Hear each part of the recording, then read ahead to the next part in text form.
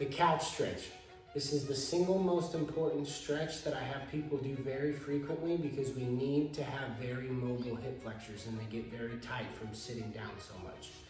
You're gonna need a bench or a couch to put your back foot on, and then your knee on the ground, and then you're gonna drive your hips down and forward, getting a really good stretch on that back leg hip flexor. Okay, so do half of the time just with your chest facing forward. This toe is pointing straight forward as well on that front leg. Then you're gonna grab that front leg and push yourself into rotation. You'll feel it all through your spine and your obliques. And hold it like that for the second half of the stretch. And just sink into it. I love doing this one a couple times a week for 2 minutes a side. All right. The second most important stretch that a runner can do, or anybody that's just trying to move, is a hip internal rotation stretch.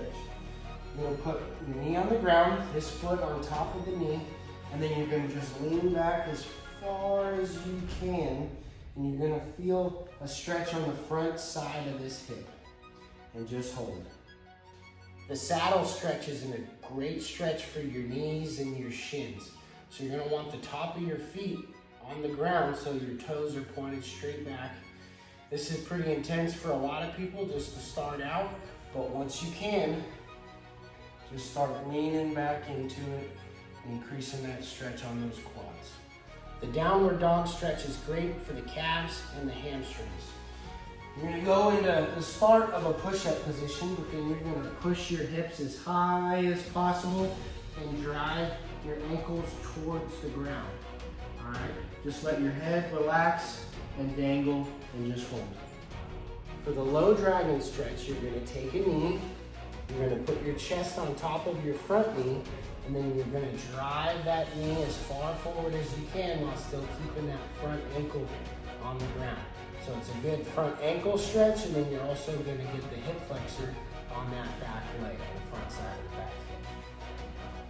To do the Fragon, you're gonna take a knee, you're gonna drive your front knee forward, and you're gonna rotate your back knee so that it's more bent. Now you're gonna be facing to the side, and you're just gonna lean forward. You're gonna feel a lot more in your groin on this one.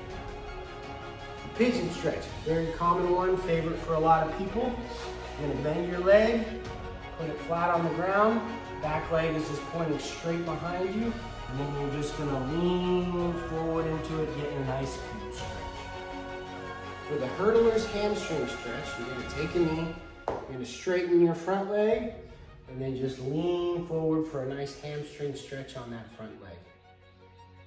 The Bretzel stretch. This is a great 3-for-1 stretch.